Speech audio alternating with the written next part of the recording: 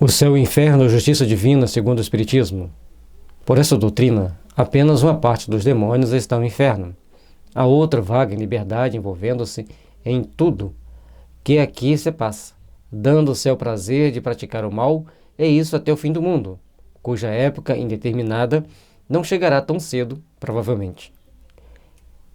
O fim do mundo de provas e expiações. Ou seja, a gente observa, conforme já dissemos anteriormente, que as informações são sempre gradativas e vão crescendo.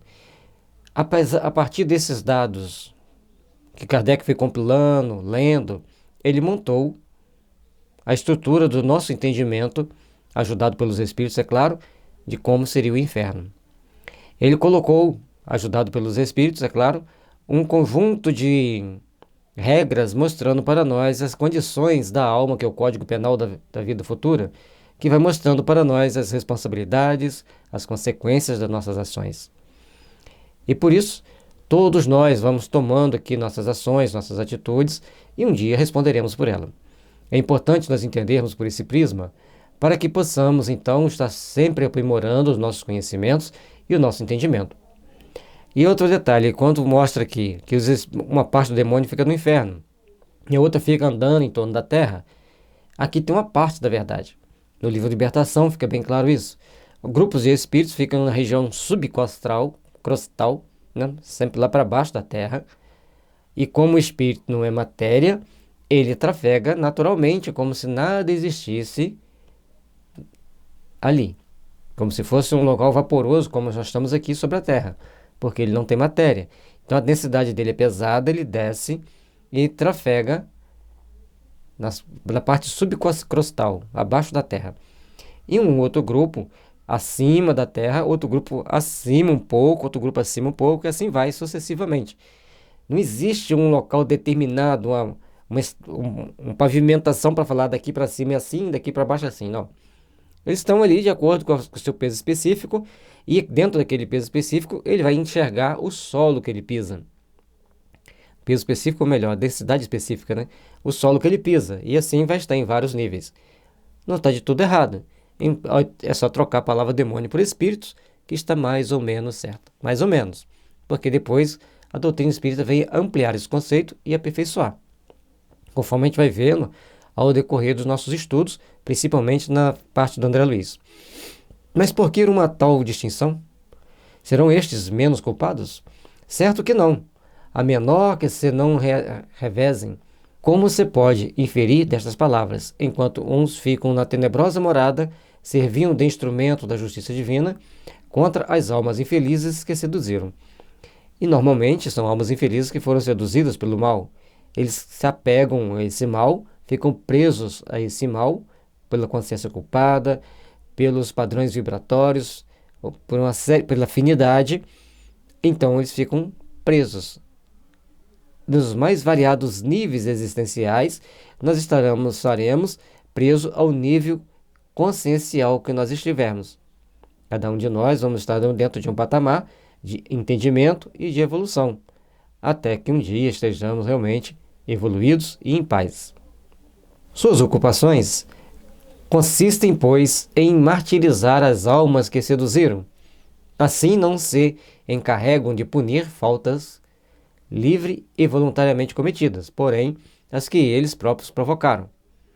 São, ao mesmo tempo, a causa do erro e o instrumento do castigo. É coisa singular, que a justiça humana, por imperfeita, não admitiria a vítima que sucumbe por fraqueza. E aí, no livro Libertação está lá, as pessoas, os espíritos são induzidos a fazerem determinadas coisas, depois eles ficam lá sendo torturados, ou sendo usados de acordo com o entendimento deles, aqueles que já são mais espertos, entre aspas, começam a ajudá-los a fazer o mal. E os outros ficam lá, emanando energias de dor, de sofrimento, de angústia, até que despertem para Deus. Portanto, nas nossas orações sempre pedimos: Senhor, despertem os espíritos sofredores para Deus. É um comando mental importante para que esses espíritos comecem a perceberem que são filhos de Deus. Ou seja, todos que cometem erros, cai nas armadilhas dos próprios erros. Isso tem que ficar bem gravado, bem entendido, para o nosso próprio crescimento, para o nosso aperfeiçoamento espiritual. E lógico que as vítimas que caem por elas mesmas, sem a indução do mal, também caem depois nos antros de sofrimento das regiões espirituais inferiores, conforme nos mostra bem a série André Luiz. Em contingências alheias e, porventura, superiores à sua vontade, é tanto ou mais severamente punida do que o agente provocador, que emprega astúcia e artifício, visto como essa vítima, deixando a terra, vai para o inferno sofrer sem tréguas, nem favor eternamente. Enquanto que o acusador, da sua primeira falta, o agente provocador, goza de uma tal ou qual dilação de liberdade até o fim do mundo. Lógico que não é bem assim. Exatamente. Ele está descrevendo como que foi escrito pelo Monsenhor. Mas a vítima fica ali e um dia aquele algoz reencarna. E aí as vítimas vão encontrá-lo. Ninguém vai ficar impune, perfeitamente impune. É um jogo de forças que A ataca B, B ataca A, até que um dia eles consigam equilibrar suas forças e seguir um caminho que se possa ter mais condições de se redimirem e crescerem, se aperfeiçoarem. Como pode a justiça de Deus ser menos perfeita que a dos homens? E como no mundo dos espíritos nós estamos à mercê dos conteúdos da consciência, de acordo com as nossas condições conscienciológicas, nós vamos estar nessa ou naquela situação, neste ou naquele padrão vibratório, nesta ou naquela situação, perante nós mesmos e perante a justiça de Deus. E é baseado nisso que nós temos que procurar entender que nós vamos fazer do bem, construindo os bons sentimentos, construindo as boas emoções, as boas inspirações e intuição, para quando chegarmos no mundo dos espíritos, não termos que ficar preso às regiões purgatoriais de sofrimento. Aqueles espíritos que estão ali, não é que Deus quer puni-los, não é porque aqueles espíritos querem puni-los. Eles estão se culpando e punindo-se a si mesmos. E uma coisa singular é aqueles que criaram as condições de sofrimento são aqueles que vão atacar os que cometeram os erros devido à condição de sofrimento. É o paradoxo nosso como seres humanos de nos entregar livremente aos nossos algozes em qualquer movimentação espiritual que nós temos.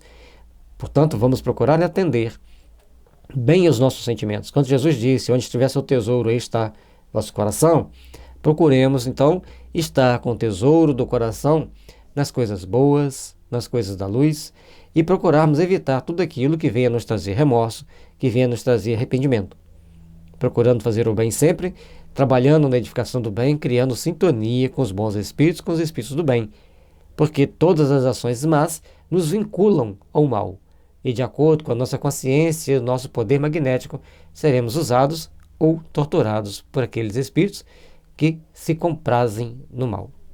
Que as bênçãos de Jesus estejam nos envolvendo e fortalecendo, iluminando nossos caminhos para toda a eternidade.